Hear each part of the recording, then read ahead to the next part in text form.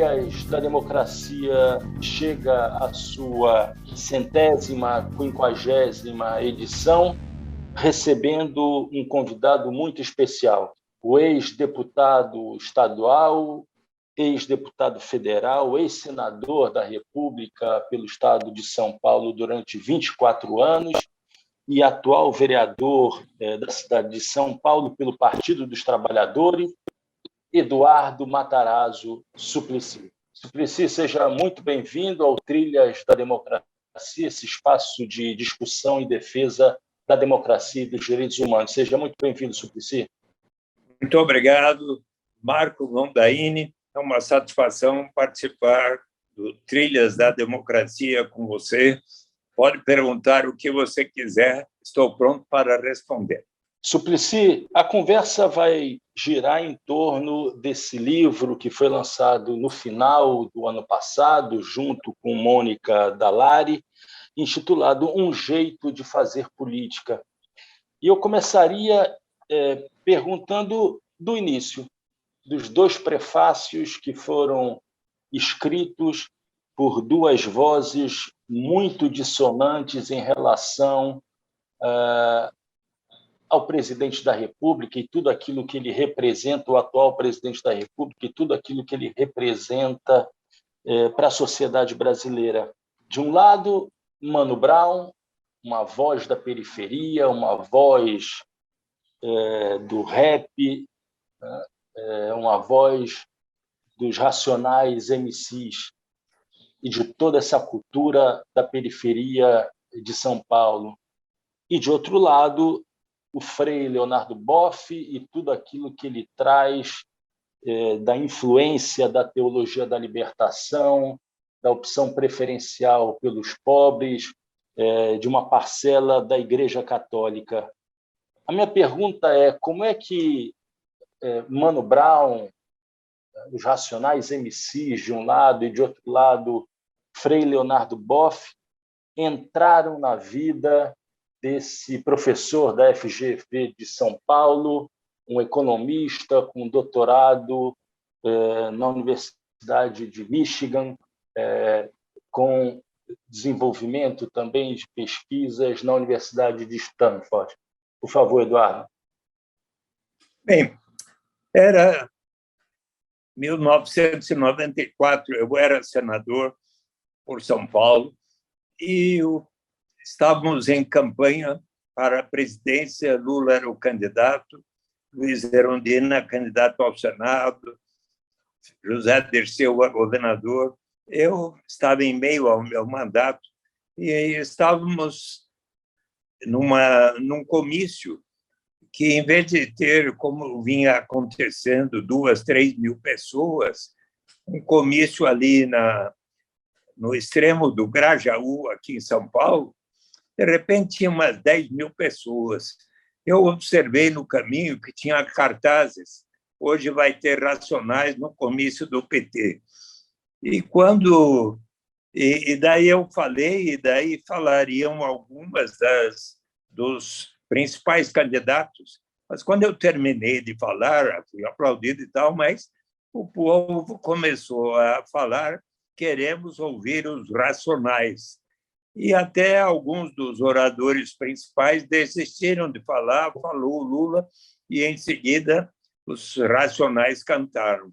E eu fiquei impressionado, porque em meio àquela multidão, os jovens, sobretudo, acompanharam as canções dos Racionais cantando. E eu fiquei pensando, puxa vida, essas canções, essas letras têm muito a ver com as aspirações, os problemas, as dificuldades dos jovens das periferias de nossa cidade, né, de São Paulo. E daí passei a ter uma relação de amizade com os Racionais, passei a frequentar muitos de seus shows. Ali no Capão Redondo tem o Festival da Godoy no mês de setembro. Muitas vezes eu estive lá quando os Racionais cantam praticamente na madrugada, quase quando está nascendo o sol. E percebi, até comecei a comentar conosco, com o pessoal do PT, olha, se nós quisermos saber bem quais são as aspirações, problemas, dificuldades dos jovens dos bairros mais carentes na cidade, podemos estar ouvindo as canções dos Racionais, né? E, assim, me tornando amigo deles, tivemos muitas interações. Quando eu fui presidente, fui secretário de Direitos Humanos do prefeito Fernando Haddad, e teve uma comemoração da Semana dos Direitos Humanos em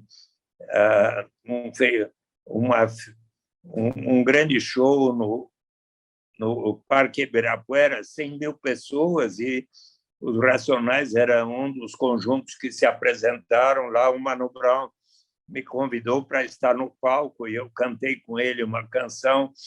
E também um episódio interessante que eu conto no livro, né?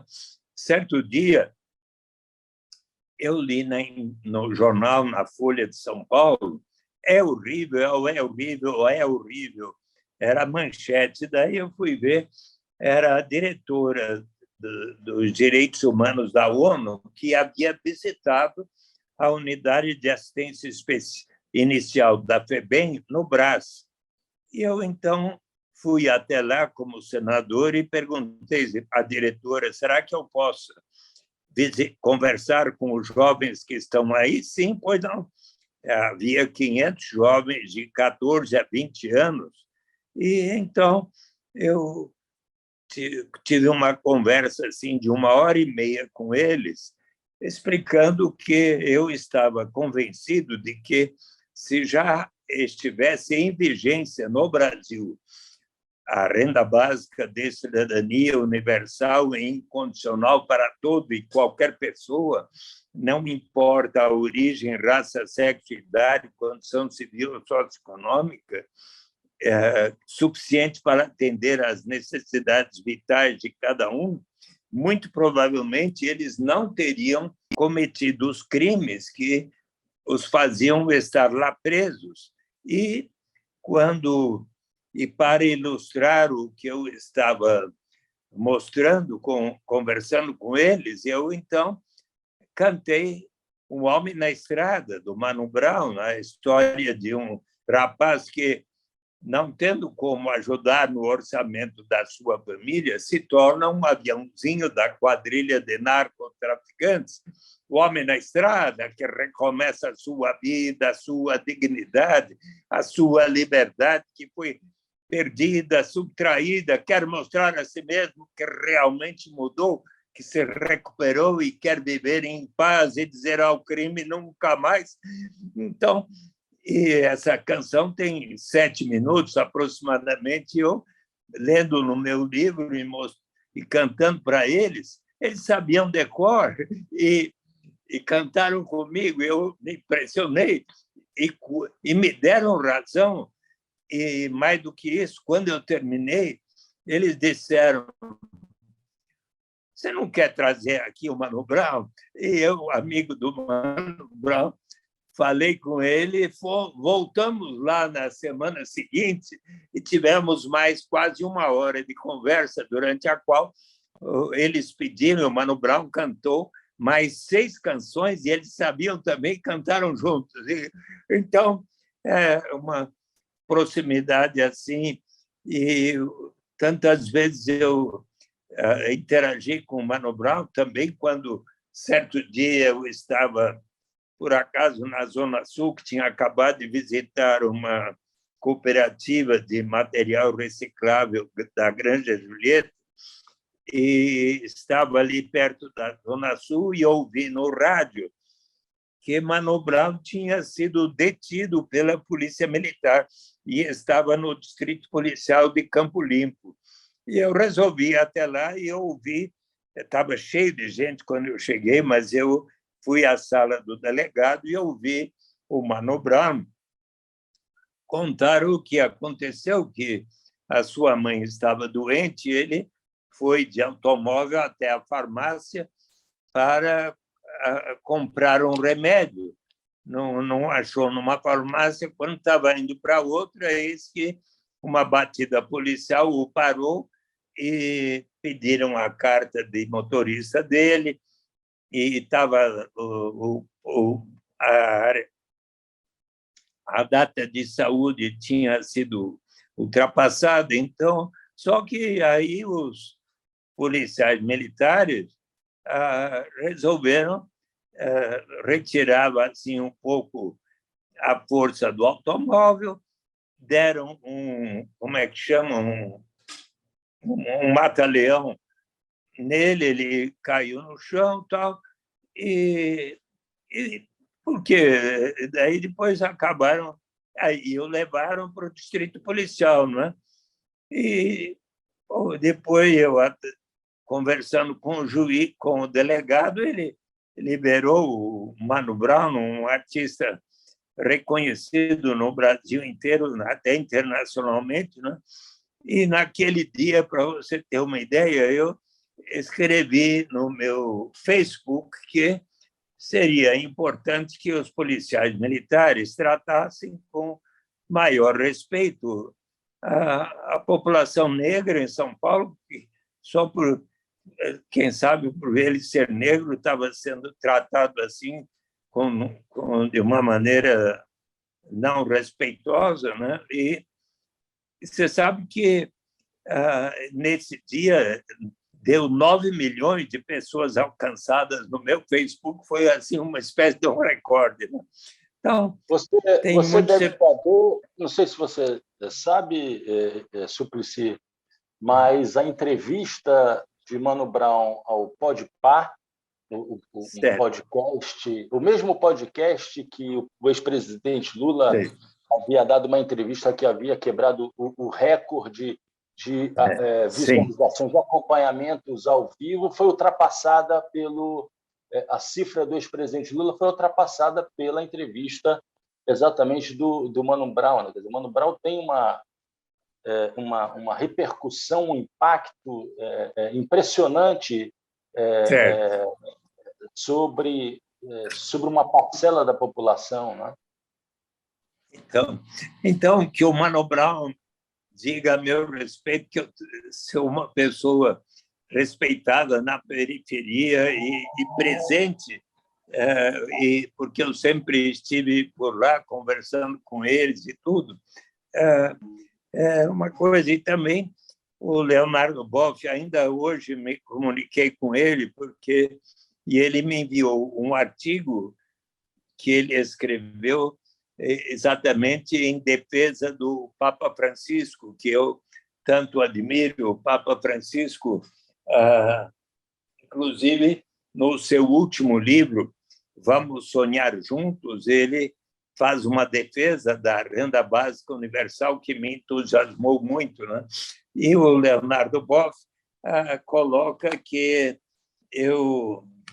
o título do prefácio dele é Um Justo entre as Nações, que é a classificação que ele também faz para o Papa Francisco, que tem assim feito recomendações tão significativas e importantes. Eu acho que, diante daquilo que está acontecendo na Ucrânia, esse conflito que a todo dia nos impressiona, com tantas pessoas mortas, crianças, civis, e é um absurdo.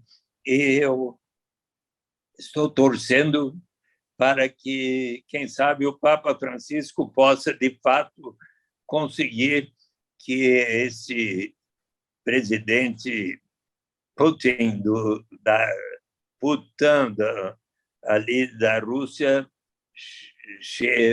venha a ter maior bom senso e pare com essa guerra de agressão à Ucrânia tão inadmissível como meio de persuadir pessoas sobre os seus objetivos, né?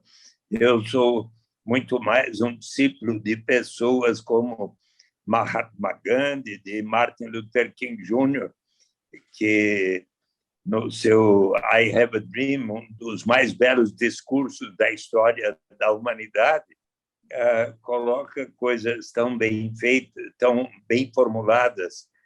Nós precisamos realizar mudanças imediatamente sobre a situação dos negros aqui na América, porque se nós formos aceitar tomar o chá do gradualismo, daqueles que dizem que as mudanças vão acontecer com o tempo, daí nós não podemos, nós temos que fazer mudanças imediatamente, senão a América vai viver um novo verão abrasador. Mas, por outro lado, não vamos ser culpados de ações erradas. Vamos sempre procurar confrontar a força física com a força da alma e, assim, não tomar do cálice do veneno, do ódio, da guerra e da vingança, para depois, mais tarde, ele dizer coisas tão belas como: eu tenho um sonho de que um dia, nos Morros Vermelhos da Geórgia, os filhos de ex-escravos e os filhos de ex-donos de escravos serão capazes de se sentar juntos na mesa da fraternidade. Eu sou muito mais um discípulo de pessoas que assim pensam. Suplicy, você é um pacifista, mas sempre esteve, mais não, né? E esteve sempre ao lado dos mais desfavorecidos, ao lado das classes subalternas. E, no decorrer do livro, você relata duas experiências em que você intercede, procura interceder, a fim de que não ocorra a repetição daquilo que aconteceu em Carandiru, no Carandiru, quando 111 presos foram brutalmente mortos, né, na entrada da Polícia Militar, né? E, por outro lado, quando da violência cometida em Pinheirinho. Há uma coincidência nesses dois episódios que você trata no capítulo 7, né? Uma noite na casa de detenção, né?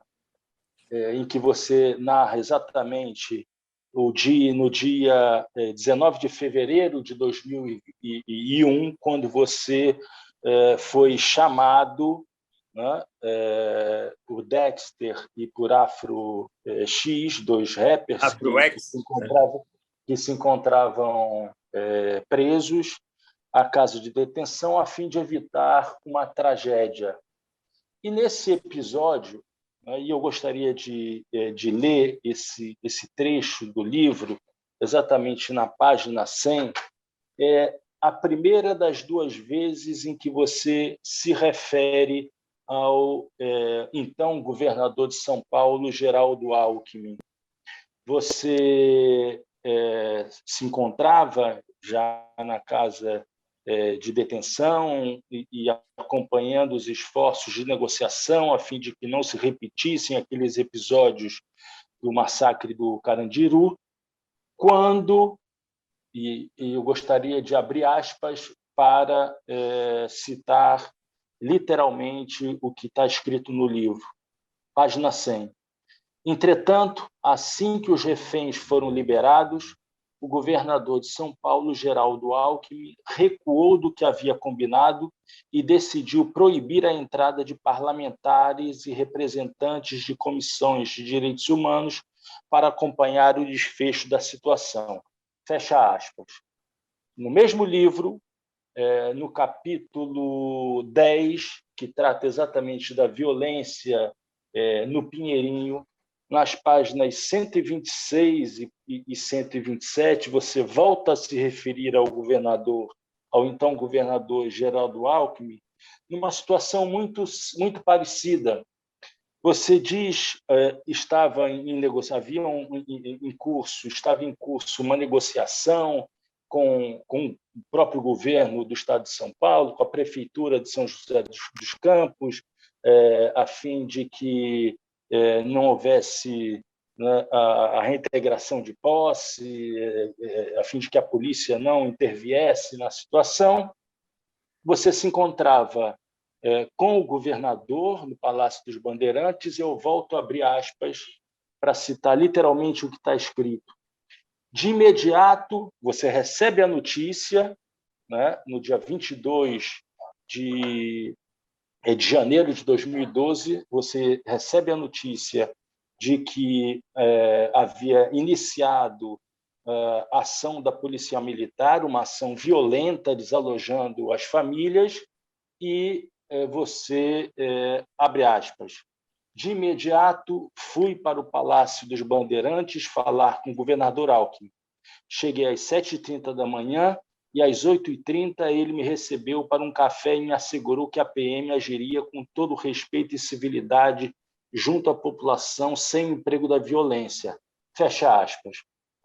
O que todos nós sabemos é que foram cometidas inúmeras violações aos direitos daquelas famílias que se encontravam em Pinheirinho, uma ação brutal por parte da Polícia Militar. A pergunta que eu te faço, Eduardo Suplicy, é a seguinte: é possível confiar no ex-governador Geraldo Alckmin, tendo em vista esses dois trechos que você relata no livro? Vamos completar um pouco o primeiro episódio.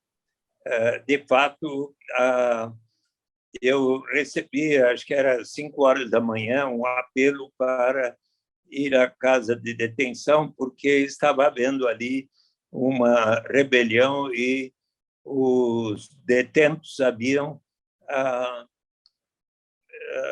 como que colocado como reféns as próprias pessoas que visitavam os detentos, e eles estavam assim com muito receio de que pudesse haver um novo massacre como aquele do Carandiru. E nós estávamos em 5, 6 parlamentares, e é fato que o governador tinha pedido para que nós voltássemos no dia seguinte. Mas, dada o grau de tensão que aconteceu naquele dia, quando nós íamos saindo para atender essa solicitação, eis que fizeram um apelo a mim para ficar na casa de detenção naquela noite, porque senão poderia acontecer outra vez um massacre como aquele do Carandiru. E eu, então, liguei para o secretário da Segurança e o diretor da prisão, da casa de detenção, e perguntei se eu poderia pernoitar ali. E eis que o diretor falou: tudo bem, você pode ficar, pode descansar, dormir aí no sofá, na minha sala. E eu, assim, procedi. E logo às 6 da manhã já estava novamente acordado e verificando que tudo pudesse caminhar de uma maneira que não houvesse uso da violência contra os detentos, e assim se caminhou para a liberação das visitas que estavam reféns, e voltou a calma ali na casa de detenção. Felizmente, não houve mais qualquer ação de violência. Já no segundo episódio, sim, é fato que, por ocasião da reintegração de posse ali, daquela área do Pinheirinho, que já há alguns anos haviam ali formado um bairro, e que, inclusive, tinha igrejas, tanto a Igreja Católica, tinha a capela, a Igreja Protestante, tinha um bairro de uma cidade muito simples, mas estavam lá já há alguns anos, muitas famílias, e infelizmente, houve depois da tentativa que eu tentei fazer com o prefeito e com o governador, que tinha, em princípio, concordado em realizar ações de investimento de melhoria do bairro, mas aí aconteceu, não foi tanto por decisão do governador, a juíza, sobre pressão, determinou que houvesse o desajoelamento das famílias, e isso foi feito com muito desrespeito. E, inclusive, houve um episódio, porque acho que a polícia porque queria, para justificar a ação, encontrar drogas. E então foram ali a um quarteirão e meio, no chamado Campo do Alemão, que era vizinho ao Pinheirinho. 3 viaturas da rota se estacionaram diante de uma residência que estava com a porta semiaberta, e 12 policiais entraram e primeiro encontraram um rapaz deitado no sofá que estava vendo televisão, e começaram a falar bravo com ele, que ideia droga tal. A sua companheira estava preparando uma pizza para alguns amigos que estavam na parte de trás da residência. O pai do rapaz estava com 65 anos, estava no quarto dele, e foi lá a polícia e falou: o senhor fica aí, não? E aí eles ameaçaram de besuntar um cabo de vassoura e ameaçaram de colocar no traseiro daquele rapaz. E daí um dos policiais levou a moça que estava preparando a pizza na cozinha para o quarto e ameaçou de ter relações com ela. Ela disse: mas eu tenho AIDS. Ele falou: mas tem AIDS? Como é que você, então, tem relações com o seu companheiro? Porque ele usa a camisinha. Onde está a camisinha? Está no banheiro. Quando eu ouvi essa história, ouvindo das 2 moças, eu fiquei tão impressionado. Isso foi no dia seguinte, porque a rota tinha chegado lá às 11h30 da noite e saído às 4h30 da manhã. Então, eu fui lá e ouvi esse relato ao lado de uma fotógrafa, a Laura Capriglione e a Marlene Bergamo, da Folha de São Paulo, que ouviram o testemunho. E então eu fiquei tão indignado que fui ao Palácio dos Bandeirantes e relatei ao chefe da Casa Civil e ao governador Geraldo Alckmin este episódio, com mais detalhes ainda. E o governador Geraldo Alckmin falou: eu vou determinar rigorosa apuração dos fatos. E assim o fez.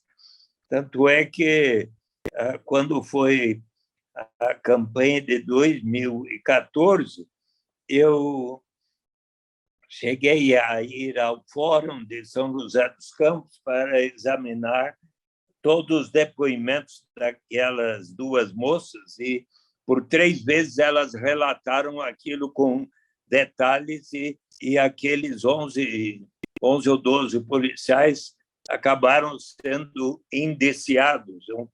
Eu quero dizer,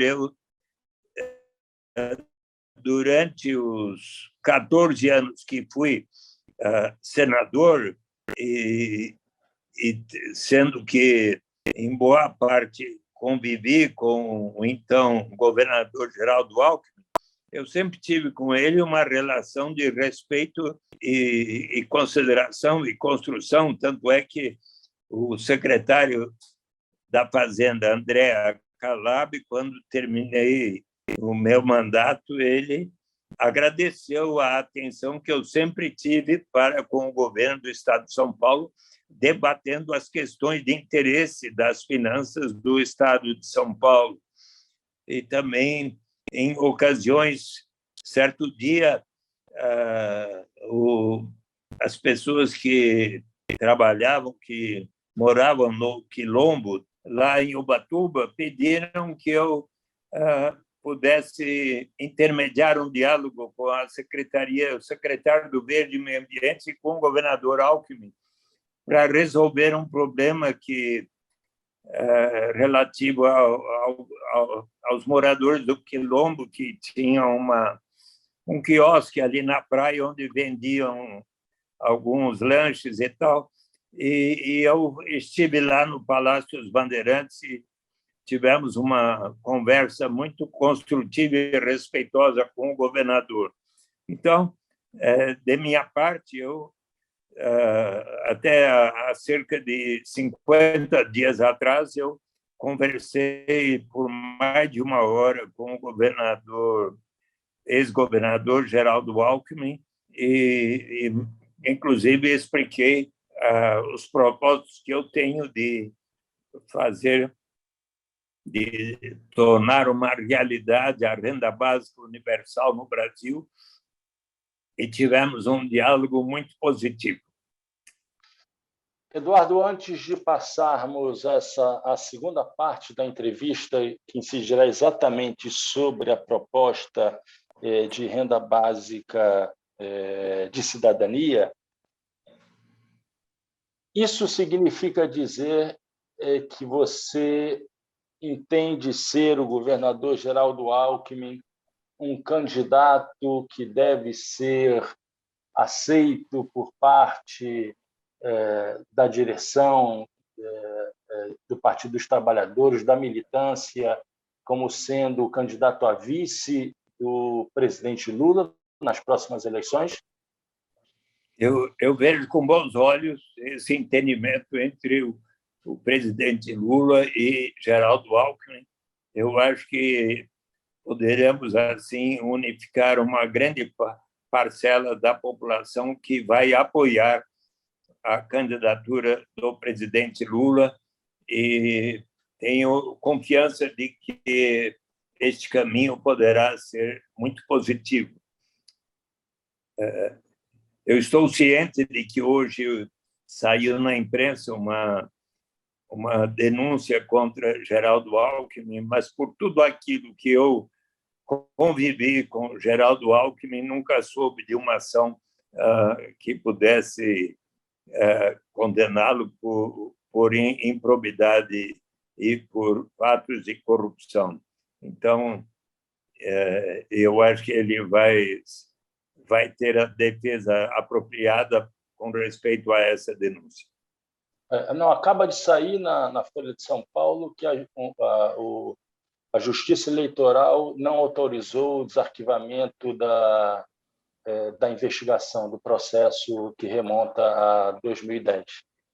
Certo. Suplicy, podemos agora passar a tratar daquele tema que é o tema da sua vida, eu posso dizer assim? Que é o tema da renda básica. Com o maior prazer. Cidadania? Com o maior prazer. Então, Suplicy, num item do livro chamado Em Alto e Bom Som, você narra, na página 220, um aprendizado que você teve com um professor de expressão verbal chamado Reinaldo Polito. Polito. Né? E você o procurou, né, na tentativa de uma orientação, né, para procurar explicar da melhor maneira possível, né, o projeto de renda básica de cidadania incondicional e universal. Eu gostaria de te desafiar a apresentar o significado da renda básica de cidadania incondicional e universal em 10 minutos. Desafio aceito? Sim. Então, vamos lá, então. Quando eu cheguei ao Senado, era abril de 91, eu apresentei um primeiro projeto de garantia de renda mínima através de um imposto de renda negativo. Toda pessoa adulta, se não recebesse ao menos 45 mil cruzeiros à época, equivalente a $150, teria o direito de receber 50% da diferença entre aquele patamar e o nível de renda da pessoa. E esse projeto foi aprovado no Senado, mas aconteceu que, certo dia, Walter Barelli, coordenador do programa de governo paralelo de Lula, que tinha perdido a eleição para Collor de Mello, convidou a mim e cerca de 50 economistas do PT, simpatizantes do PT, para conversarmos sobre projetos.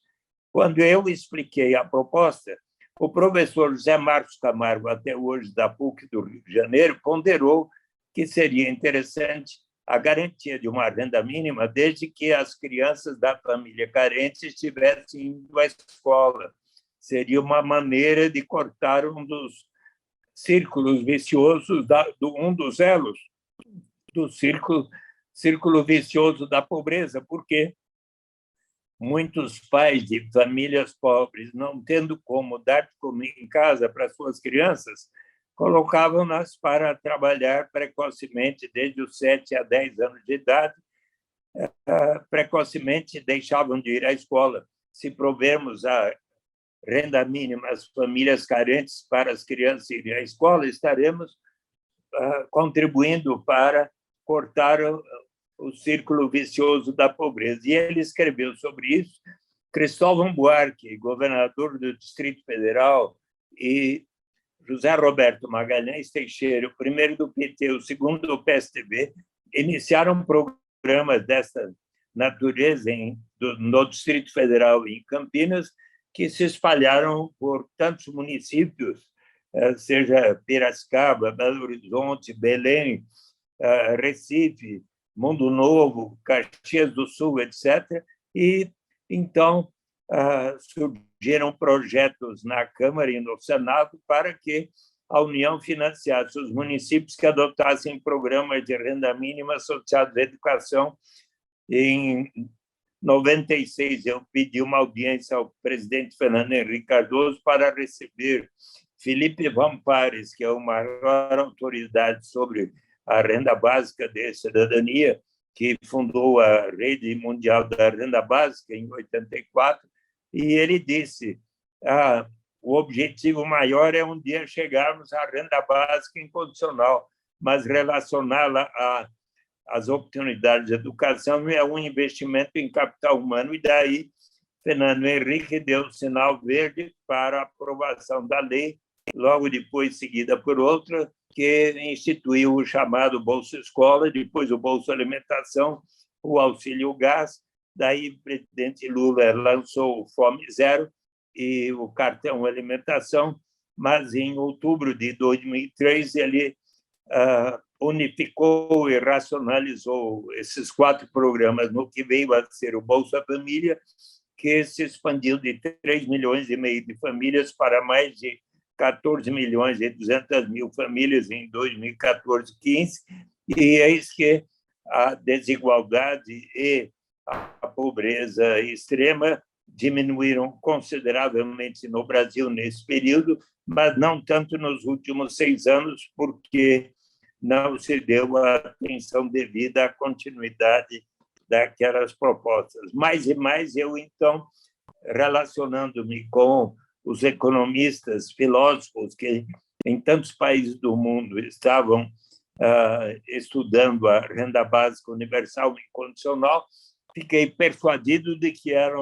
um programa ainda melhor, e em dezembro de 2002 apresentei um projeto para que se instituísse no Brasil a renda básica incondicional e universal.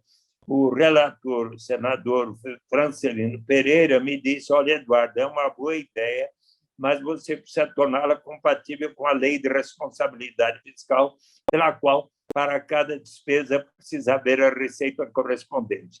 Que tal você aceitar um parágrafo que diga que será instituída gradualmente, por etapas, a critério do Poder Executivo, começando pelos mais necessitados, como fazia o Bolsa Família. Eu achei de bom senso, aceitei, e, graças a este parágrafo, o Senado aprovou em dezembro de 2002, a Câmara dos Deputados aprovou em novembro de 2003, com a presença na Comissão de Constituição e Justiça do então deputado Jair Bolsonaro, que nada falou contra, e o presidente Lula, numa belíssima cerimônia, em 8 de janeiro de 2004, sancionou essa lei, portanto, há 18 anos atrás.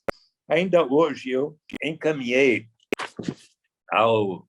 a presidenta, oh, meu Deus, a presidenta Tabata Amaral, da Frente Parlamentar da Renda Básica, que é companheira do prefeito de Recife, o João Henrique Campos, que foi o primeiro presidente da Frente Parlamentar, uma carta onde eu explico que fiz uma consulta recentemente à Defensoria Pública do Rio Grande do Sul, que, em nome de um morador de rua, Alexandre da Silva, português, epilético, de 51 anos, que vinha recebendo o Bolsa Família, R$ 89, e a Defensoria Pública apresentou um mandado de injunção junto ao Supremo Tribunal Federal, pelo qual o governo federal deverá ser obrigado, e assim decidiu o Supremo Tribunal Federal em 26 de abril do ano passado. A partir deste ano, 2022, toda pessoa com renda familiar per capita até R$ 210 por mês, em condição de pobreza absoluta, deverá ter o direito de receber uma renda básica. E eu consultei a Defensoria Pública em que medida a lei que extinguiu o Bolsa Família e criou o Auxílio Brasil está condizente ou não com essa determinação. E a Defensoria Pública da União concluiu, após cuidadosa análise, que o Auxílio Brasil não cumpre adequadamente a lei da renda básica de cidadania. Em que consiste, então, a renda básica de cidadania universal e incondicional? Diz a lei que todas as pessoas, não importa a sua origem, raça, sexo, idade, condição civil, socioeconômica, passarão a ter o direito de participar da riqueza comum de nossa nação através de uma renda que, na medida do possível, com o progresso do país e as possibilidades orçamentárias, será suficiente para atender às necessidades vitais de cada pessoa, com alimentação, educação, saúde, etc. Então, a ninguém será negado. Mas como assim? Vamos pagar uma renda básica até para o Marco Mondaini, para o Eduardo Suplicy, para o Pelé, para a Xuxa, para o Paulo Guedes, para o Jair Bolsonaro, para o mais bem-sucedido empresário brasileiro, para o prefeito de Recife, João Henrique Campos, também para o mais bem-sucedido empresário brasileiro? Sim, mas, obviamente, os que temos mais vamos colaborar para que nós próprios e todos os demais venham a receber. Que vantagens há, caro Marco Mondaini? Eliminamos inteiramente qualquer burocracia envolvida em se ter que saber quanto cada um ganha no mercado formal, na carteira de trabalho assinar, ou em qualquer atividade que façamos. Se uma mãe toma conta das crianças da vizinha, poderá receber um trocado no dia seguinte, não precisa declarar. Eliminamos qualquer burocracia e, portanto, qualquer sentimento de vergonha ou de a pessoa precisar dizer: eu só recebo tanto, por isso mereço tal complemento de renda. Eliminamos o chamado fenômeno da dependência, que acontece quando se tem um sistema que diz que quem não recebe até certo patamar tem o direito de receber tal complemento. E a pessoa passa a pensar, se eu, então, realizar essa atividade, receber isso, e daí vem o governo e me retira o que eu estava recebendo naquele programa, eu talvez desisto e entro na armadilha da pobreza ou do desemprego, mas se todos iniciarmos da renda básica em diante, sempre haverá o estímulo ao progresso. Será que não vai estimular a ociosidade? O que vamos fazer com aquelas pessoas que têm uma tendência inarredável à vagabundagem? Será mesmo? Pensemos um pouco em nós, seres humanos. Todos nós amamos realizar uma série de atividades, mesmo que sem remuneração no mercado.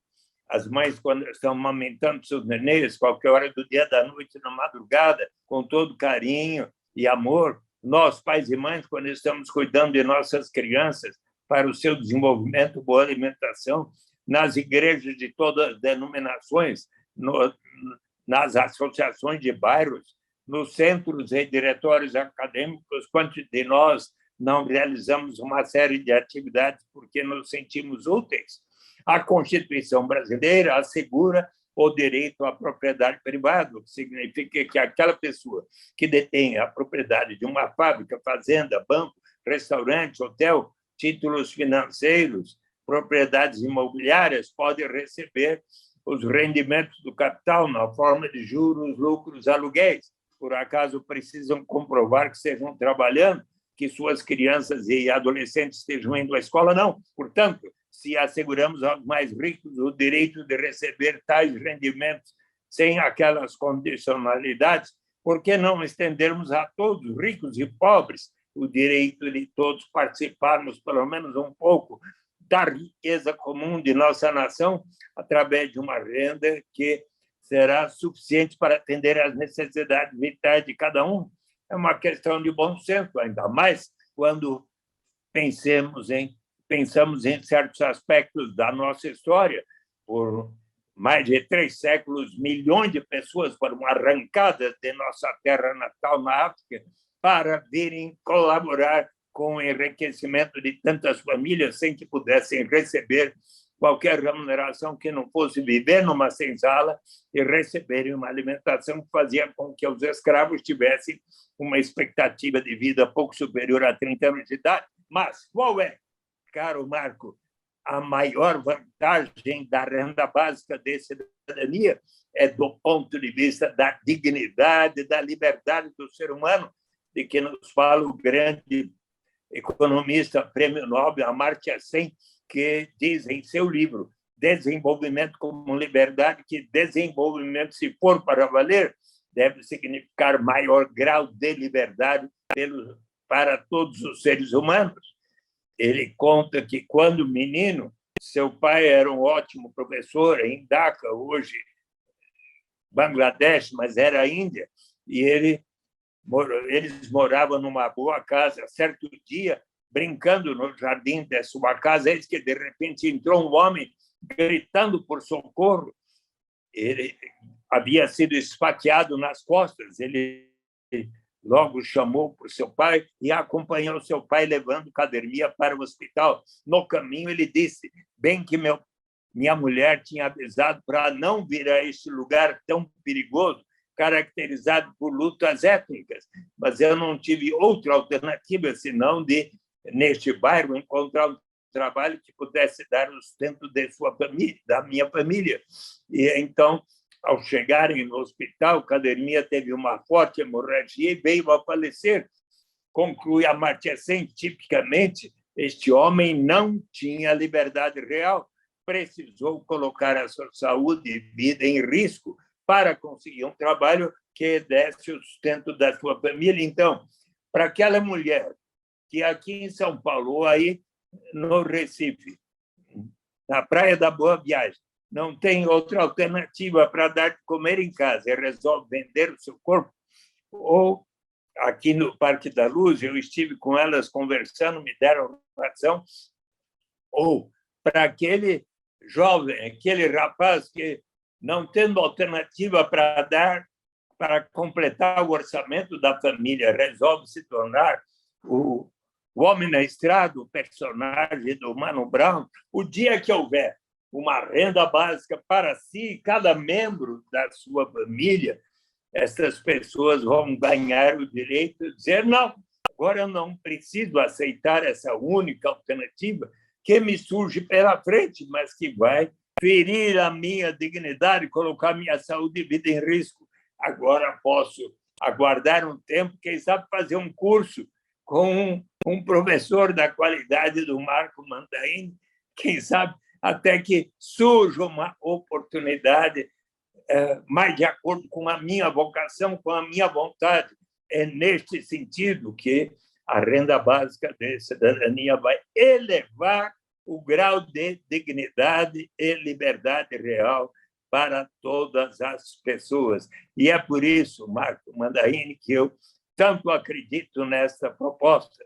Aliás, quero transmitir ao querido prefeito João Henrique Campos, em 21 de junho do ano passado, quando eu completei 80 anos, o presidente Lula me deu de presente fazer uma live, como nós dois estamos fazendo, na qual eu disse que vou apoiá-lo para ser eleito presidente da República, e ele me disse que vai, sim, colocar em prática a renda básica de cidadania até se tornar incondicional e universal. O Brasil é o primeiro país do mundo cujo Congresso Nacional, por todos os partidos, aprovou a lei e o presidente Lula a sancionou em 8 de janeiro de 2004.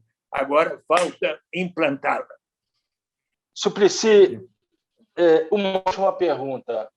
Você, no capítulo 12 do livro, chamado Renda Básica de Cidadania e Emancipação das Mulheres, você faz um relato da tua visita ao Quênia e a importância, o impacto da adoção da renda básica de cidadania sobre as mulheres e a diminuição dos índices de violência contra essas mesmas mulheres. Eu gostaria que a gente finalizasse essa entrevista nesse 150º programa Trilhas da Democracia, você relatando a esperança presente nessa tua visita ao Quênia.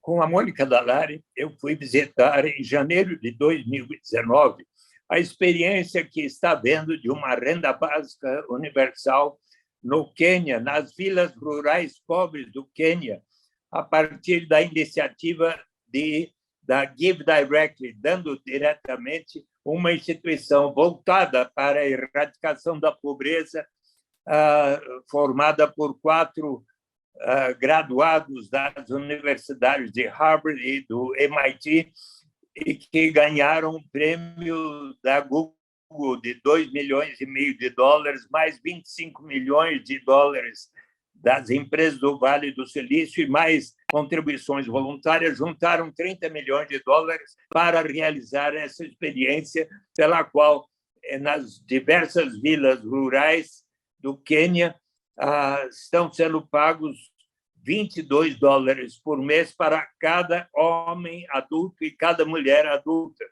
E nós fomos lá por 8 dias e perguntamos nas residências, muito simples, casas modestas.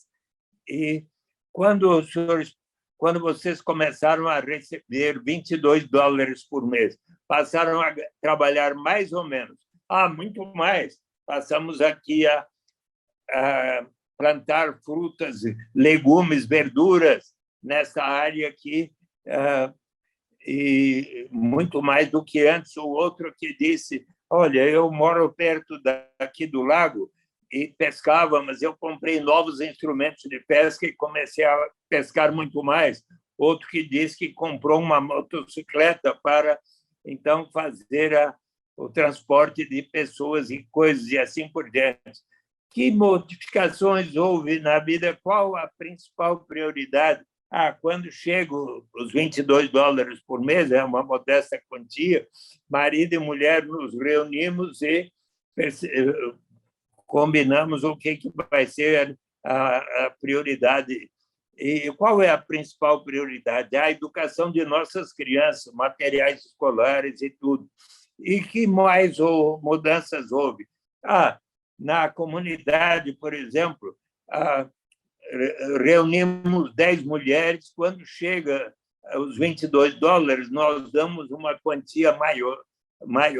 Todas as 10 mulheres dão uma parte do que receberam para poder comprar um objeto um pouco mais caro, assim por diante.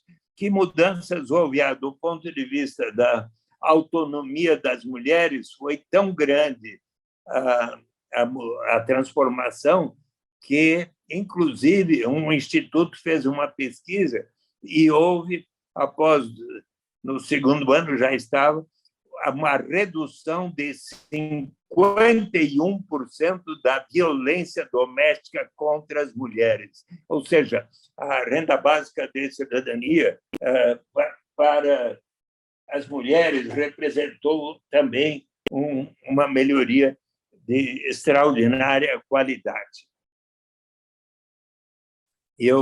Se você conhecer o livro Vamos Sonhar Juntos, do Papa Francisco, na página 143, pode observar 2 parágrafos onde o Papa Francisco diz como é que mais e mais precisamos agora considerar a renda básica universal depois dessa prolongada pandemia do coronavírus, para que as pessoas tenham melhor opção em relação à sua atividade de trabalho, e vai ser muito melhor para as pessoas poderem combinar tempo para a comunidade com o tempo para o trabalho remunerado. O próprio Papa Francisco, então, é agora dos grandes entusiastas, além de tantos laureados com o Prêmio Nobel de Economia, e eu tenho a convicção, e eu espero, inclusive, estar nesse ano, se possível, em Recife, e até encontrar o João Henrique Campos, e se quiserem, podem me convidar para falar aí nas escolas, nas universidades, que, com o maior prazer, eu falarei a respeito da renda básica de cidadania como um dos instrumentos que poderá elevar o grau de justiça e, portanto, contribuir para a paz dentro de cada país como o nosso e também dentre os países, porque hoje nós todos estamos lamentando e torcendo para que o presidente russo e todos estadistas da OTAN e o próprio presidente da Ucrânia que logo venham chegar a um entendimento e parem com esta guerra absurda que está matando tanta gente. Senador Eduardo Suplicy, sempre senador Eduardo Suplicy, apesar de agora estar como vereador da cidade de São Paulo, eu gostaria de finalizar essa entrevista tornando público um comentário feito por um amigo, um grande amigo de adolescência do Rio de Janeiro, quando soube que eu entrevistaria no Trilhas da Democracia, e ele me mandou uma mensagem dizendo o seguinte: se houvesse eleição para o cara mais bacana da história da política no Brasil, ele mereceria ganhar isolado, sem segundo ou terceiro lugar. Pois bem, Hélio é o nome desse meu grande amigo da adolescência. Eu acabo de transmitir ao cara mais bacana da história da política do Brasil o seu recado. Muito obrigado, senador Suplicy. Espero, sim, recebê-lo com o maior prazer em junho desse ano, para fazer uma conferência aos alunos, aos estudantes da Universidade Federal de Pernambuco sobre a Renda Básica Universal de Cidadania. E o Trilhas da Democracia fica por aqui, comemorando os seus 150 programas. E na próxima semana receberemos uma amiga sua, a professora Maria Vitória Benevides, que também Sim, muito amigo. que completará esse ano 80 anos, para debater o tema da liberdade de expressão nesses nossos tempos de intolerância e fake news. Por favor, senador Eduardo Suplicy, os fones do Trilhas da Democracia estão à disposição para a sua despedida. Querido Marco Mondaini, eu fico muito contente e já aceito esse convite para falar na Universidade Federal de Pernambuco, com o maior prazer, e lá poderemos convidar a todos, na conclusão, especialmente se eu acho que todos nós estamos tão preocupados com ver se conseguimos colaborar para acabar com essa guerra lá na Ucrânia. O próprio Papa Francisco está se dispondo a ir até lá para conversar com ambas as partes, ou todas as partes, e ver se conclui. Sabe que quando houve as guerras do Vietnã e do Iraque, os povos do mundo saíram às ruas para cantar uma linda canção para que acabasse aquelas guerras. Você gostaria de que eu concluísse com essa canção? Blowing the Wind, fique à vontade. How many roads must a man walk down before you may call him a man? And how many seas must a white dog sail before she slips in the sand? And how the answer, my friend, is blowing in the wind.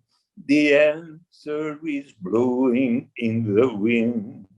And how many years must a mountain exist before it is washed to the sea? And how many years must some people exist, like the Brazilian people, before they are allowed to be free? And how many times must a man turn his head and pretend that he just doesn't see? The answer, my friend, is blowing in the wind. The answer is blowing in the wind.